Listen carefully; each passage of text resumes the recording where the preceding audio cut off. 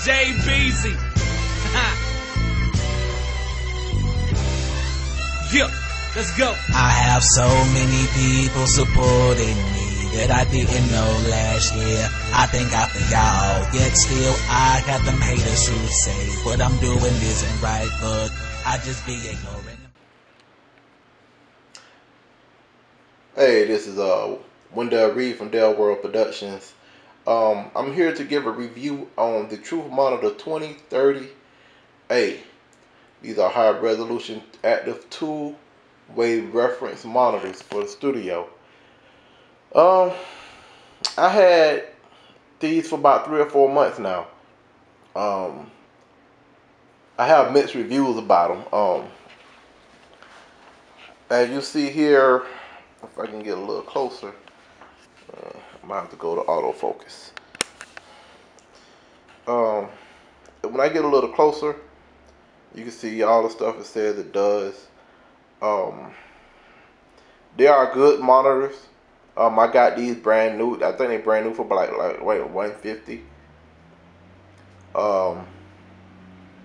You can get them for like $125, $130, $140 over the internet. Stuff like that. You see all the characteristics of them. The ones that, you know, I've seen people do a review or open box or whatever, but I haven't really seen a real review. And then the ones that I've seen that actually played the monitors, they was booming them. And no studio monitor is really made for you to boom out. They are actually really made to listen, for you to listen. What the things I liked about it is they do give a good sound for the price. They have a limiter peak, a limiter or a peak button on it, so you know you turn it up too loud. Stuff like that. Other than that, they pretty good. I have used them on several different projects. I have took them off to other studios to play around with them. They are the exact copy of the Genelex 20. I think the same ones I have. If I bought Genelex, I would have been paying like $2,700 for them. If you want to look up Genelex and see how much they cost, you'll see they're a little bit expensive for 6-inch monitors. They do have the I think it's 2031, or the 2031Bs. Those are the best ones to get. If you're gonna get the one with the 8-inch woofer, not the 6-inch woofer. If you are planning to buy these monitors, and I'm gonna say that again: get the ones with the 8-inch ones, but they cost about $300, but they sound a whole lot better. Okay, as now we are in my studio. You see the sound in here is a little bit different because it's foamed out a little bit. Good enough for me to do vocals. This is my studio. This is my control room and my studio booth, because I do everything out of one room. So it's very important to me to have. I'm kind of at a disadvantage because I have to have it padded for sound and vocals. So I have pad everywhere. I'm not gonna get into the walls. Back into the speakers. These are good speakers to have, and I'm gonna play them. I see a lot of people doing reviews on these speakers. They either boom them out or doing something stupid to them. Like I say, studio speakers are for listening, not booming. So you really can't get the what you want to hear. Or they're not in a studio environment. People DJing whatever with them, and now they're good for DJing because they are so cheap. Now if I DJ sometimes, and I would probably be getting a pair to DJ with, or I just use these pair when I upgrade because I'm going to get some Yamahas, and I might go ahead and get the 8-inch, or I might take these back and get the 2031Bs. That looks just like these, and like I say, they're the exact copy of the Genelex. speakers. So let me put something on right quick for you. I have my Pro Tools up, and I think I have a song up by an artist known as Joe.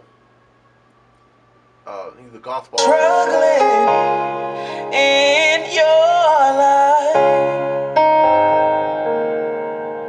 and you've been questioning, is this right? Oh. And you've been faced with struggles on every side, and you've been questioning, has he left your side? And sometimes you ought to give up and cry, but you got to be strong and do to the end and fight.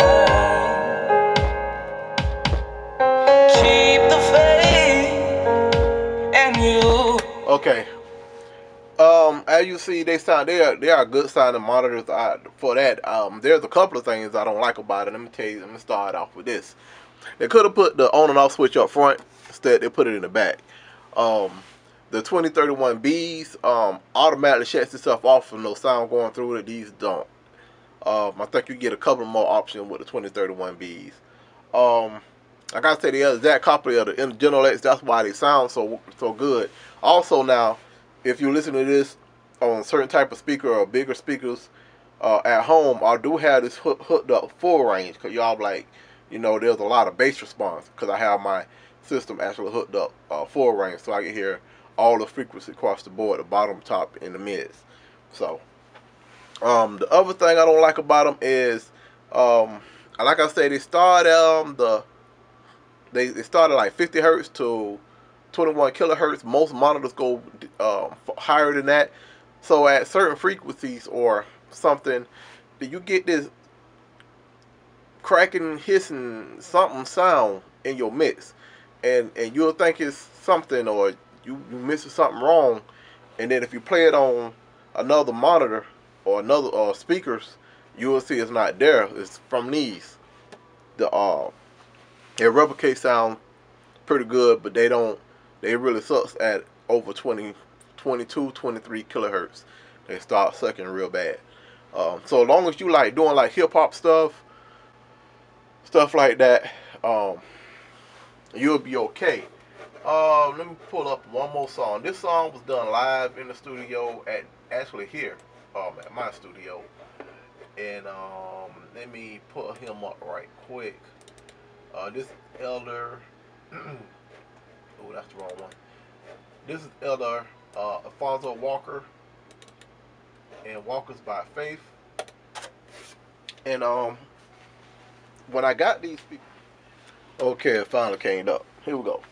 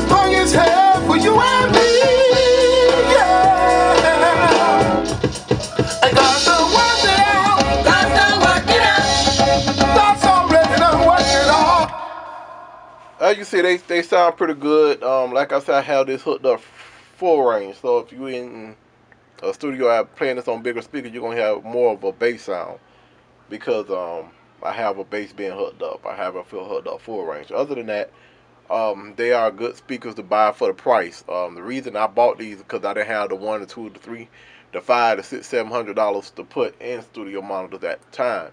I will be upgrading these because I want the Yamahas too, but I'll probably get the 8-inch because I'm gonna take those back and see if what kind of discount I get on them, and then try to get the 8-inch Trues. Now they, like I say, now if you got the money and you ain't don't want to spend a whole lot of money, but you got $300, I get the 31s instead of the 30s.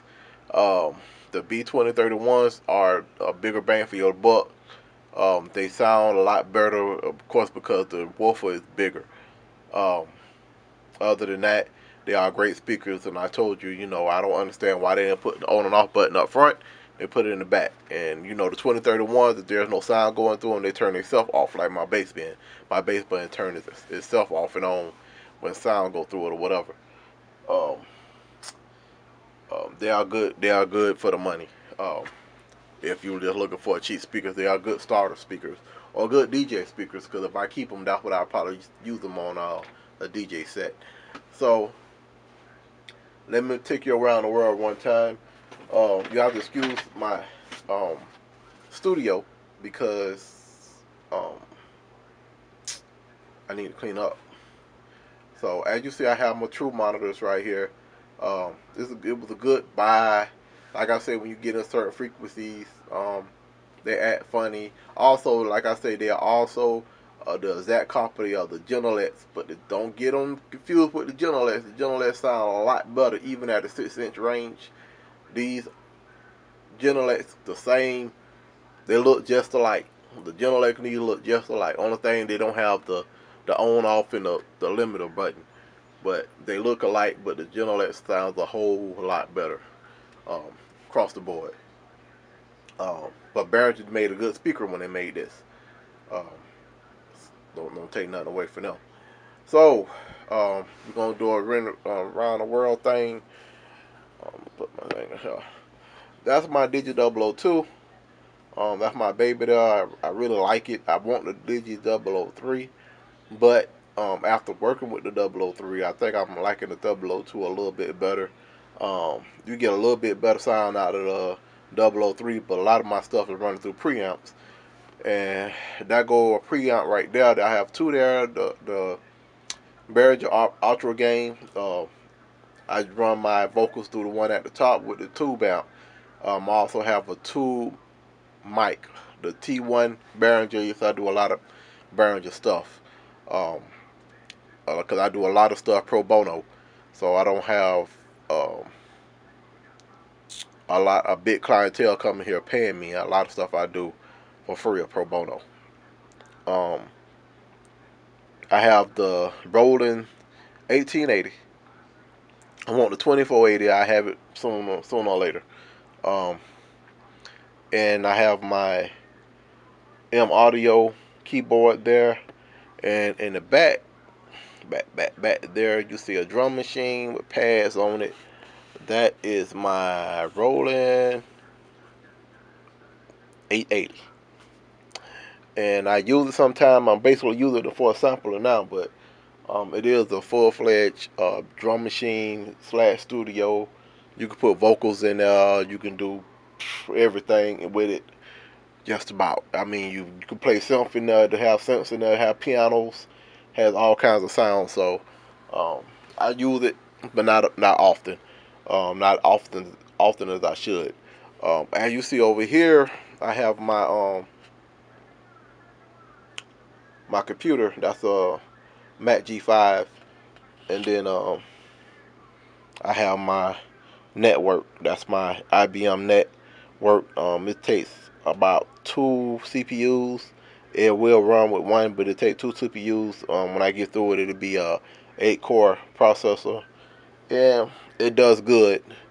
If you can afford one, and you want to run Windows stuff, I advise you to just get that and a good sound card. And I mean, that does good. It runs Pro Tools pretty decent at 8 cores.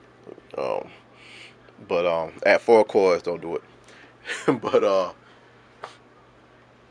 that's my studio. This is my review of the